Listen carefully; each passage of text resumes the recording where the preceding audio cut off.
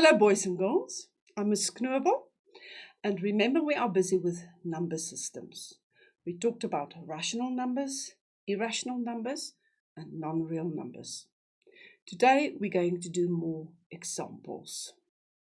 So come with me, have your calculator ready because we're also going to use that. What we're going to do with fractions, rational number fractions, is we're going to work with it. We're going to convert it. Let me just show you here. We're going to convert the fractions. We're going to write a fraction as a recurring decimal. We're also going to write decimals as common fractions.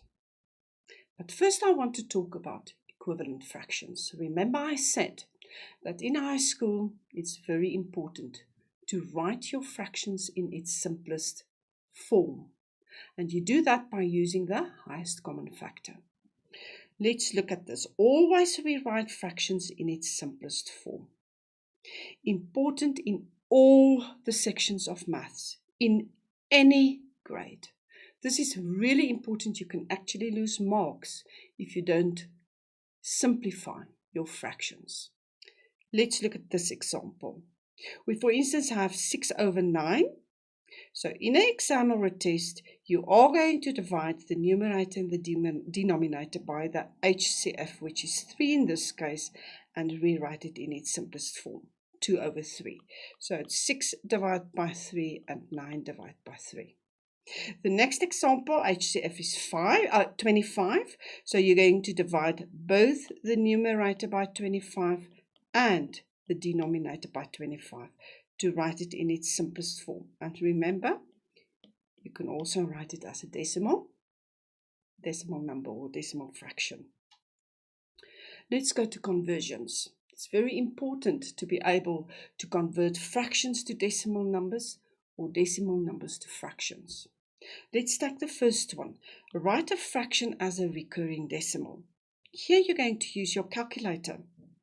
So you can do that, you can stop the video and you can do that in your own time. I've written the answers here. So if you divide by 6 on your calculator, you will get this recurring rational decimal. And you're going to show that the 6 is repeated forever. And that's why you're going to write the 6 with a dot on. 19/33. Again, there's your pattern, 0.575757, which is a recurring rational decimal. And the 5/7 are repeated. So that is what you're going to show in your final answer, is the 2 dots on the 5 and the 7. 99 divided by 111 gives you 0.891891, going on forever. So this sequence here, 891, is repeated. So you're just going to put the dot on the 8 and the 1, and everything in between will automatically show as being repeated with it. Now let's go look at the next conversion. We're now going to write decimals as fractions. Let's look at the first one. The terminating decimal is actually the easiest one to write as a fraction. You should actually know this math, so we're going to repeat it a little bit again. Let's take 0.65. You know that when there's 2 places after the comma, you're going to divide by 100. When there's 6 places after the comma, you're going to, 3 places after the comma, sorry for that, you're going to divide by 3 zeros. If there's 6 places after the comma, you're going to divide by 6 zeros with a 1 in front. So 0.65 is 65/100. Always write your answer in its simplest form. So we divide both sides here, numerator and denominator, with 5. And your answer is 13/20. Now the next conversion is probably the most difficult one. And I want you to follow me very carefully. I'm going to show you exactly step by step how to do it. And I can tell you, this is a question they like to ask in tests and examinations. So make sure you can do this. Let's start. So we're going to now convert a recurring decimal which is 0,2, go on forever, to a common fraction. The first step is you're going to take that 0,2. Now, I told you, we cannot work with numbers that go on forever in a mathematical operation. It's impossible. So we're just going to work with 0,2, just for now. So we're going to let 0,2 going forever be x equals to 0,2. Then I'm going to times the x with 10, and I'm going to times the 0,2 with 10.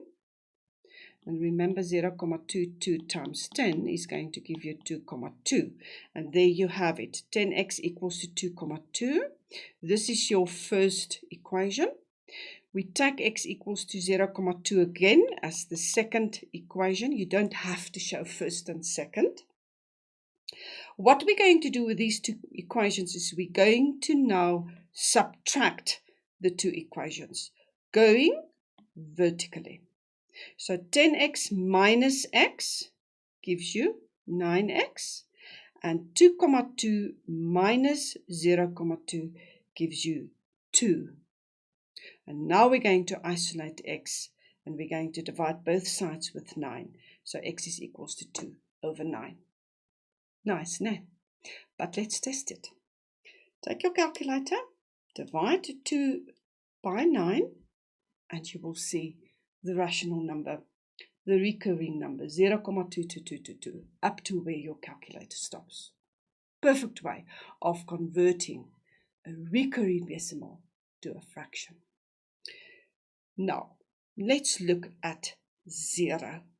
The number 0. We're going to look at all the operations and see the properties of 0. Very important to learn it and to remember it. But most of it will be known to you. We add and subtract with 0, so you will get the same number. When we multiply by 0, you will get 0. You know that by now. We divide 0 by a number that is not 0.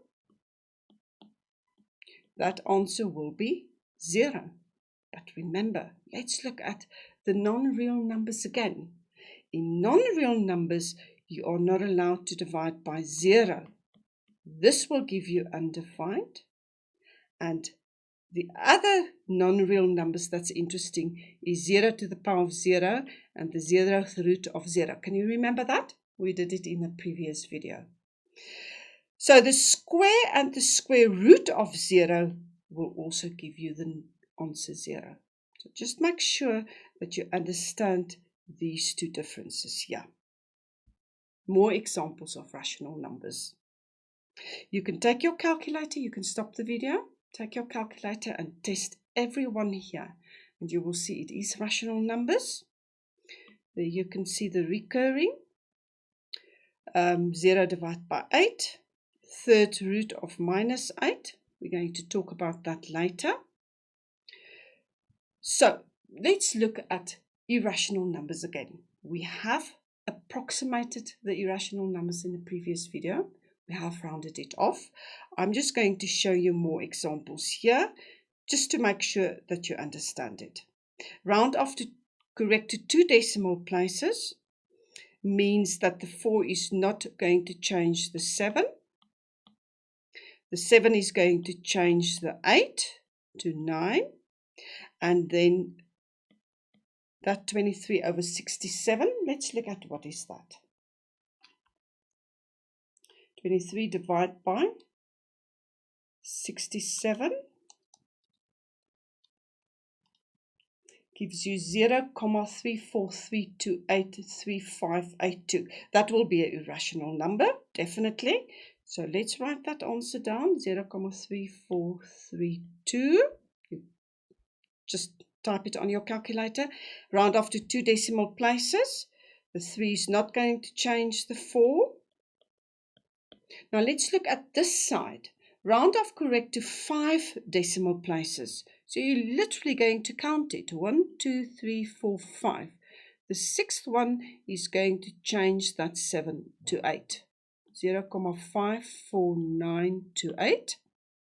Here 1, 2, 3, 4, 5. The sixth one is not going to change the fifth digit, so it's minus 3, 8, 9, 3, 4, 2. And this one you can do with your calculator in your own time.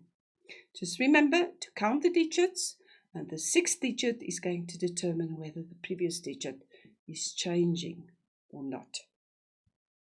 There is more examples of irrational numbers and non-real numbers. Remember the difference between the two. The moment your calculator says error, your answer is undefined, UD.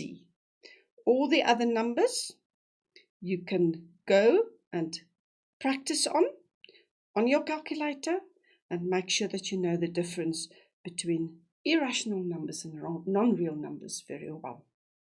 I enjoyed this lesson. I hope you did too. See you in the next lesson. Goodbye.